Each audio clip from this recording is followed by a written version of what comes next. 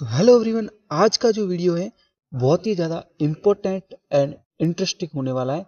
आज हम आईपीओ संबंधित जितनी भी डिटेल होगी इस वीडियो में कवर करने की कोशिश करेंगे और इस वीडियो के अंदर हम बिगनर से लेकर एडवांस तक के सारे पॉइंट को क्लियर करने की कोशिश करेंगे। ऐसा समझाएंगे कि एक बिगनर को भी आसानी से समझ में आ सके। ऐसा कोई व्यक्ति है जिसने आईपीओ के बारे में कोई सुना नहीं है, जो आईपीओ के बारे में जानता नहीं है और जो आईपीओ के बारे में जानना चाहता है, उसके लिए ये वीडियो और भी ज़्यादा इम्पोर्टेंट होने वाली है। तो वीडियो में लास्ट तक बने रहिएगा क्योंकि वीडियो बहुत ही ज़्यादा इम्पोर्टेंट होने वाली है। तो शुरू करते हैं। सबसे पहले ये जानेंगे आईपीओ होता क्या है। तो आईपीओ का साधारण मतलब होता है इनिशियल पब्लिक ऑफरिंग, यानी कि कोई भी कंपनी है वो जब मार्केट में लिस्ट होने के लिए क्या करती है, एक आईपीओ लाती है। जिस प्रकार से कोई भी दुकान जब हम ओपन करते हैं तो उससे पहले क्या करते हैं, हम इनविटेशन कार्ड देते हैं सभी को, ताकि बहुत सारे लोग हैं उस दुकान पे आ सके।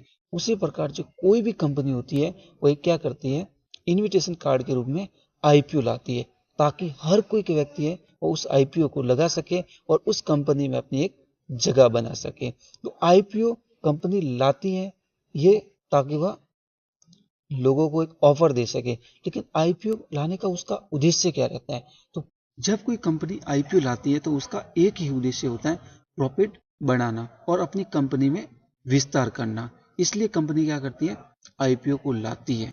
जब कंपनी 2-3 सालों से लगातार प्रॉफिट में चल रही होती है और मार्केट भी अप ट्रेंड में होता है, तब कंपनी आईपीओ लाना उचित समझती है।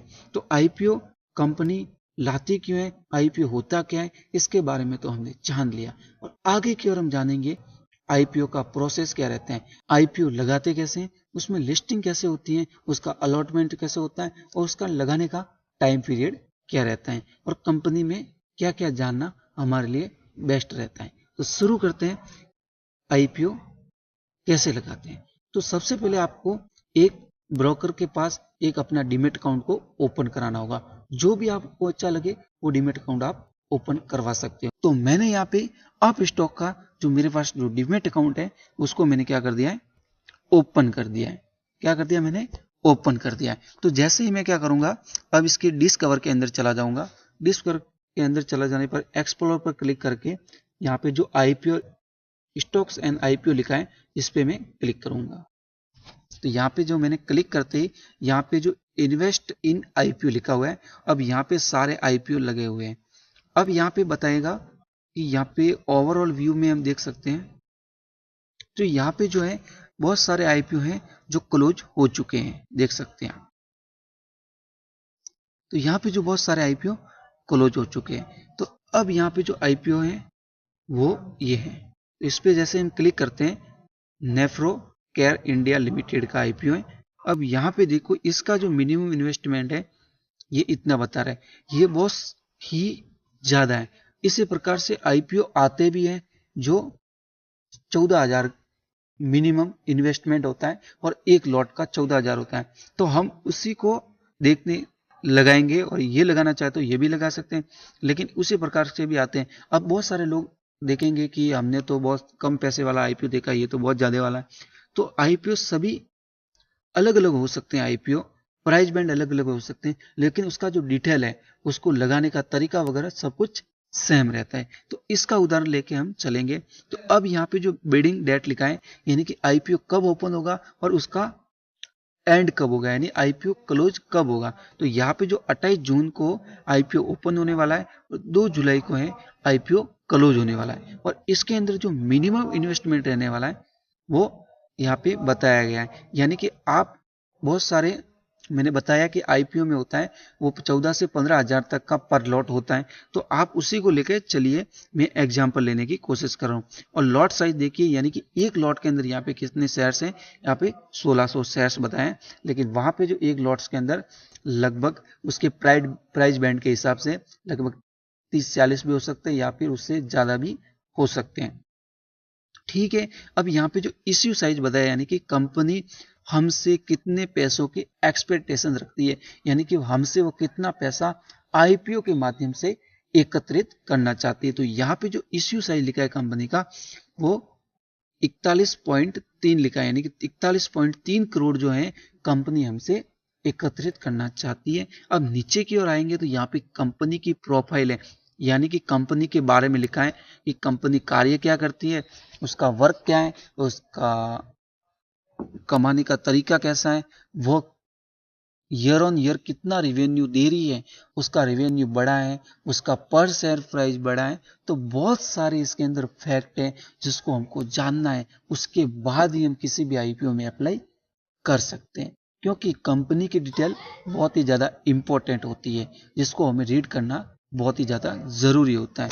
बिना रीड किए हम किसी भी कंपनी में इन्वेस्ट नहीं कर सकते हैं या आईपीओ नहीं लगा सकते हैं। सबसे पहले हमको क्या करना पड़ेगा, उस कंपनी की ऑल डिटेल जाननी पड़ेगी। तो इसलिए हमको बहुत सारे पेज को यहाँ पे पढ़ना भी पड़ेगा, रीड भी करना पड़ेगा। तो यहाँ पे जो मेन पॉइंट है वो कंपनी के बताएं। अब यहाँ पे जो कंपनी की स्ट्रेंथ भी बताई जाती है, कंपनी का रिस्क भी बताया जाता है कि यानी कि कंपनी की स्ट्रेंथ यानी कि अगर कोई कंपनी है उसके पास पावर पॉइंट क्या है जिसके दम पर ये कंपनी टिकी हुई है, जिसके दम पर ये लॉन्ग टर्म में अच्छा कर सकती है और लंबे समय तक टिकी रह सकती है। और बहुत सारी कंपनियों के पास रिस्क भी होता है कि वह किस रिस्क के बेस पे जो है बर्बाद हो भी सकती है। तो यहाँ पे सब कुछ लिखा होता है। अब यहाँ पे जो सब कुछ डिटेल जानने के बाद यहाँ पे जो कई कंपनियां होती हैं उसके अंदर की पॉइंट भी लिखा होता है आईपीओ के बारे में कि आईपीओ का की पॉइंट क्या है, यानी कि मेन पॉइंट उसको भी रीड कर सकते हो आप। और यहाँ पे जो नीचे की रजिस्टर्ड इन्फॉर्मेशन लिखी है, यानी कि इसके ओनर का क्या नाम है, इसके फोन नंबर और ईमेल आईडी, और भी ज़्यादा कंपनी के बारे में डिटेल से जानना है तो आप उस आईपीओ की जो वाली जो कंपनी है उसको जो है गूगल पे जाके सर्च करके आप जो ऑल डिटेल कंपनी की जान सकते हो और उसकी जो है पीडीएफ वगैरह निकाल सकते हो। जैसे कि यहाँ पे जो रेड हायरिंग प्रोडक्ट्स, यहाँ पे जो आप ये जो यहाँ पे क्लिक करके जो कंपनी के बारे में और भी डिटेल जान सकते हो। ठीक है, तो यहाँ पे बहुत सारा डेटा भी दिया हुआ है, तो ये मेन डेटा है। इसके साथ साथ आप उस कंपनी के और भी ज़्यादा प्रोडक्ट वगैरह सब कुछ जान सकते हैं।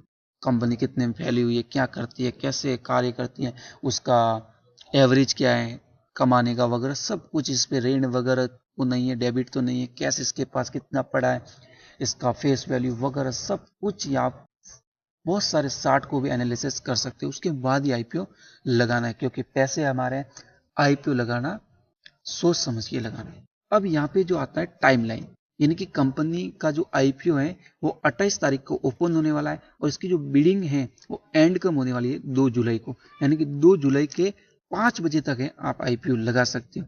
और अलॉटमेंट है 3 जुलाई को रहने वाला है, यानी कि आपको अगर लॉट मिल जाते हैं, आपका अलॉटमेंट लग जाता है, आपका आईपीओ लग जाता है, तो 4 जुलाई को जो है 4 जुलाई को जो है आपके डीमेट अकाउंट में वह शेयर है ट्रांसफर कर दिए जाएंगे। अगर आपका आईपीओ नहीं लगता है तो 4 जुलाई को जो है आपका जितना भी फंड है वो आपके डीमेट अकाउंट में ट्रांसफर कर दिया जाता है। और जब भी लिस्टिंग होगी तब आप अपने शेयर्स को बेच सकते हैं या खरीद सकते हैं।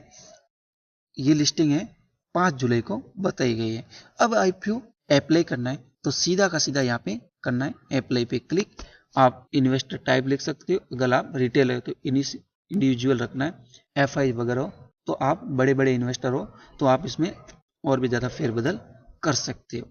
ठीक है, तो हमें ज़्यादातर लोग रिटेल ही होते हैं तो उसको इंडिविजुअली रखना है। अब पर लॉट है तो यहाँ पे 1600 शेयर्स बताया गया है और अब एक लॉट से अप्लाई कर सकते हो। जितने भी लॉट से आप अप्लाई करना चाहो वो यहाँ पे रख सकते हो, जितने भी लॉट से अप्लाई करना चाहो। लेकिन रिटेल के लिए ये अगर आप बात कर रहे हो रिटेल के लिए तो आप 14 लॉट मैक्सिमम अप्लाई कर सकते हो। और जो बैलेंस यहाँ पे बताया जा रहा है, यहाँ पे जैसे कि मैं एक लॉट लिखता हूँ, ये जो बैलेंस बताया जा रहा है कंटिन्यू के पास में, ये जो बैलेंस बताया जा रहा है, ये जो बैलेंस है आपके बैंक अकाउंट में होना चाहिए, तभी आप आईपीओ लगा सकते हो। अगर इतना बैंक अकाउंट में आपके पास जो बैंक बैलेंस नहीं है तो ये आईपीओ नहीं लगा सकते हैं। और यहाँ पे जो प्राइस बैंड बताया गया है, इनके 85 रुपये से लेकर 90 रुपये के बीच में आप किसी भी प्राइस को लेकर आप यहाँ पे प्राइस अप्लाई कर सकते हो इसके बीच में, और यहाँ पे आईपीओ लगा सकते हो उच्च प्राइस पर। यहाँ पे कंटिन्यू पे क्लिक करना है। अब यहाँ पे जो भी आपकी यूपीआई आईडी है उसको यहाँ पे फिलअप करना है और यहाँ पे टर्म एंड कंडीशन को अप्लाई करना है और यहाँ पे जो कंटिन्यू पे क्लिक करना है। जैसे कि मैं कोई भी आईडी लेता हूँ, XYZ आईडी ले ली, यहाँ पे कंटिन्यू पे क्लिक किया। ये जैसे कि यहाँ UPI आईडी नहीं है तो ये नहीं चलेगा, लेकिन जैसे आप UPI डालोगे, टर्म एंड कंडीशन को अप्लाई करोगे और यहाँ पे क्लिक करने पर ये IPO लग जाएगा, बिडिंग लग जाएगा। इसकी लिंक है वो आपके UPI जो भी होगा ऐप उसके अंदर चली जाएगी, वहां से आप ऑटो पे कर दोगे तो ये आपका जो है IPO लग जाएगा। जब भी अलॉटमेंट होगी तो आप जो है वो एक गूगल एप्लीकेशन के द्वारा आप जो है अलॉटमेंट चेक कर सकते हो कि IPO लगा है। सबसे पहले हम यहाँ पे गूगल पे एक साइड है लिंक इन नाम से, तो यहाँ पे लिंक, यहाँ पे सर्च करेंगे लिंक इन टाइम, तो लिंक इन टाइम पे क्लिक करें तो ऊपर की ओर आ जाएगा, इस पर क्लिक कर देंगे, ये ओपन हो जाएगा। पब्लिक इश्यू पर क्लिक करेंगे तो ये ओपन हो जाएगा।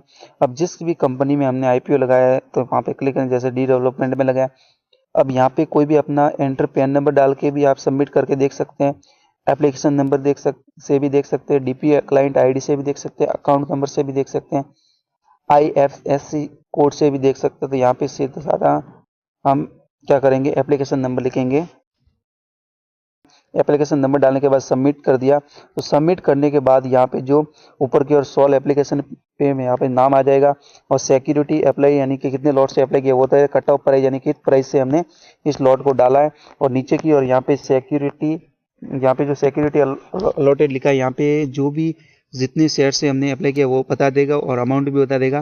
तो जब यहाँ पे जो अलॉटमेंट में शेयर और अमाउंट बताएगा तो हमको पता चल जाएगा कि हमको ये मिला है। और जब यहाँ पे 00 बताएगा अमाउंट एडजस्टमेंट में और ये सबमिट सिक्योरिटी अलॉटेड में, तो यहाँ पे हमको पता चलेगा हमको कोई भी अलॉटमेंट नहीं मिली है, तो हमारा पैसा है वो अकाउंट में उस डेट को रिफंड कर दिया जाएगा, जिस डेट पे रिफंड का ऑप्शन है। तो आज के लिए इतना। अभी तक आपने हमारे चैनल को subscribe, share and bell icon पे क्लिक नहीं किया है तो कर दीजिए, ताकि इसी तरह की वीडियो है आपको रोजाना वे में मिलती रहे, क्योंकि वीडियो बहुत ही ज़्यादा इंपॉर्टेंट है और आपकी जो नॉलेज है वो दिनों दिन अपग्रेड होती रहे। और वीडियो अच्छा लगा तो वीडियो को लाइक कर दीजिए, कमेंट बॉक्स ओपन है, वीडियो से संबंधित कोई भी अगर सवाल है तो आप कमेंट बॉक्स में पूछ सकते हैं, हम नेक्स्ट वीडियो में उसको सॉल्व करने की कोशिश करेंगे और आपके डाउट को क्लियर भी करने की कोशिश करेंगे। और वीडियो कैसी लगी ये कमेंट बॉक्स में बता सकते हैं। वीडियो को इतना प्यार देने के लिए धन्यवाद। मिलते हैं नेक्स्ट वीडियो में, तब तक के लिए जय हिंद, जय भारत।